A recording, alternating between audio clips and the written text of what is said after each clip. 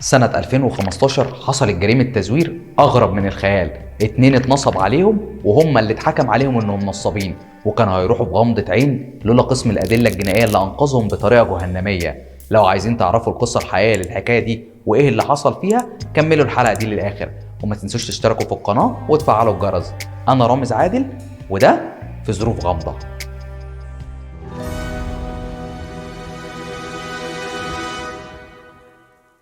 الحكايه بدات في ظروف غامضه يوم السبت الساعه 9 الصبح، لما الباب خبط على استاذ ابراهيم وهو ومراته، ولقوا قوات الامن جايه تقبض عليهم هو ومراته لاتهامهم بالنصب على شخص ما بمبلغ قدره 1,700,000 جنيه، واتقبض عليهم بتهمه النصب والاحتيال.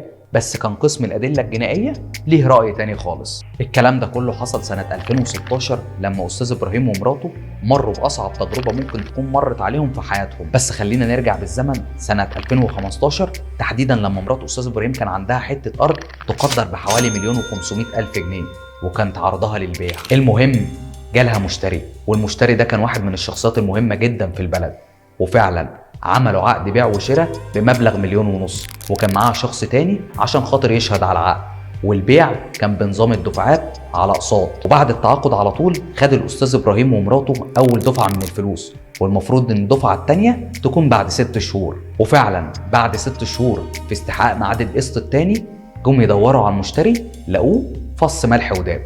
وبعدها اتجهوا لقسم الشرطه وحرروا محضر بالواقع بانهم اتنصب عليهم في قيمه الارض، وانهم ما حصلوش على الدفعه الثانيه من قيمه التعاقد الخاصه ببيع قطعه الارض دي. وهنا بدات الاجراءات القضائيه ضد الشخص ده، واللي فعلا اختفى تماما كانه الارض اتشقت وبلعته. وبعد فتره قليله من المحضر اللي عمله استاذ ابراهيم ومراته، اكتشفوا قوات الامن انها جايه تقبض عليهم في البيت بتهمه النصب والاحتيال على نفس الشخص اللي اشترى منهم قطعه الارض.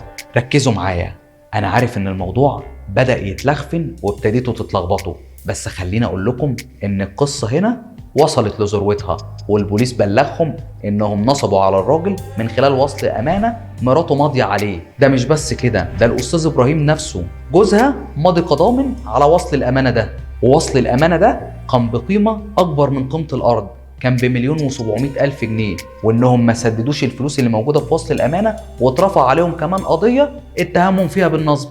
وهنا محامي الاستاذ ابراهيم ومراته اكتشفوا ان القضيه الخاصه بوصل الامانه معموله من فتره طويله، وان اجراءات كتيره تمت فيها وهم ما كانوش يعرفوا عنها اصلا حاجه. واكتشفوا انه مش بس منصوب عليهم، لا ده كمان قدام واحد بيحاول يدمرهم. وعرفوا انه اتخذ عليهم حكم، وان الاجراء الاخير في القضيه دي هو القبض عليهم بتهمه النصب والاحتيال. والمحامي الخاص باستاذ ابراهيم ومراته شكك في وصل الامانه، واكد ان زوجة استاذ ابراهيم والاستاذ ابراهيم نفسه ما يعرفوش اي حاجه خالص عن وصل الامانه ده، وبالتالي تم ارسال وصل الامانه لقسم الادله الجنائيه عشان يشوفوا وصل الامانه ده مزور ولا لا. وطلعت نتيجه الادله الجنائيه، وهنا كانت المفاجاه. اثبت خبير الخطوط في التقرير ان مرات استاذ ابراهيم هي اللي ماضيه على وصل الامانه، وانه صحيح بنسبه 100%، بس كل اللي مكتوب في وصل الامانه اللي فوق امضه مرات استاذ ابراهيم مزور. النقطه الثانيه ان امضه استاذ ابراهيم نفسه كضامن على وصل الامانه هي كمان مزوره، بس متزوره بطريقه احترافيه جدا. واثبتت الادله الجنائيه من خلال بعض الدراسات والابحاث اللي اتعملت على وصل الامانه ده ان هي ليها علاقه بقوه الخط وضغطه القلم على الورقه وتاريخ الحبر، سواء في الامضه او في كتابه الوصل او حتى في امضه الضامن. وتم اكتشاف ان الامضه الخاصه بمرات استاذ ابراهيم حصلت اول حاجه على الورقه، وبعدها تم اضافه كل اللي اتكتب فوق الامضه في وصل الامانه وقيمه المبلغ وغيره، وبعدها تم اضافه امضه استاذ ابراهيم نفسه كضامن على الايصال.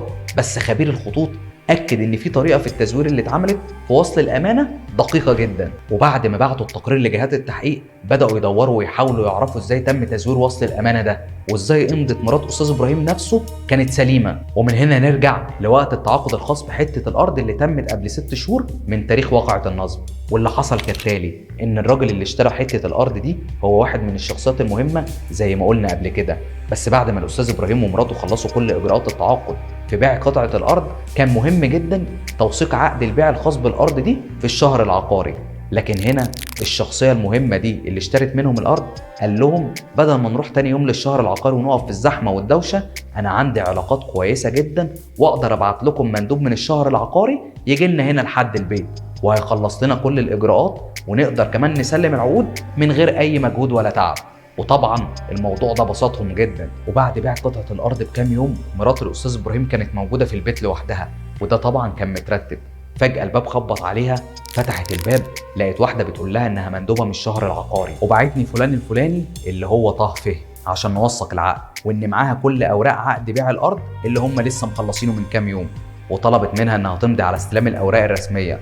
وطبعا لأن زوجة الأستاذ إبراهيم كان عندها ثقة كبيرة في الراجل ده، فما شككتش لحظة في إن اللي بيحصل ده مش تصرف طبيعي. وفعلا أخدت منها الأوراق اللي اكتشفوا فيما بعد إن حتى كل العقود اللي اتعملت كانت مزورة، بس للأسف استلمتها. أخدتهم وبدأت تمضي كل الأوراق، وبعد كده مضت بالاستلام. بس السر كان في الورقة الفاضية اللي ما كانش فيها أي تفاصيل، ومرات أستاذ إبراهيم مضت على الورقة من غير ما تركز إن الورقة ما فيهاش أي حاجة مكتوبة. وبعد ما الست النصابة اللي قالت إنها مندوبة من الشهر العقاري نزلت من فوق، سلمت الورقة دي لواحد من المزورين اللي بيتعامل معاهم طه فهم، وبعد كده هم ضافوا على الورقة دي كل تفاصيل وصل الأمانة، وكتبوا المبلغ 1,700,000 جنيه، وتم تزوير إمضة أستاذ إبراهيم وضافوها لوصل الأمانة عشان يكون الأستاذ إبراهيم هو ضامن على وصل الأمانة نفسه اللي مراته ماضية عليه. وبعد ما جهات التحقيق حلت اللغز بفضل تقرير الأدلة الجنائية، أعلنوا إنهم قبضوا على النصابين الحقيقيين، وقبضوا على الراجل اللي كان بيقول على نفسه إن هو شخصية مهمة بين قوسين طه فهم. وتم إخلاء سبيل الأستاذ إبراهيم ومراته، ورجعت لهم حتة الأرض بتاعتهم تاني. وفعليا قضية الأستاذ إبراهيم ومراته ووصل الأمانة عمرها ما كانت هتتحل إلا بتقرير الأدلة الجنائية. لو عندك أي حكايات شبه الحكاية اللي احنا حكيناها دلوقتي يا ريت تسيب لنا اسمها في الكومنتات. أما بقى لو عندك أي استفسار أو اقتراح برضه سيبه هناك وأكيد هشوفه وأرد عليه. ولو عايز تشوف باقي الحلقات هتلاقوها ظاهرة فوق قدامكم دلوقتي لو أنت بتتفرج على اليوتيوب.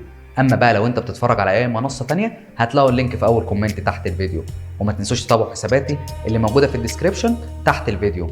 وما تنسوش تعملوا سبسكرايب للقناه ولايك وشير للحلقه لو عجبتكم. واوعوا تفتكروا ان دي النهايه، لسه في كتير وهنتقابل تاني في ظروف غامضه. استنوني هناك. سلام.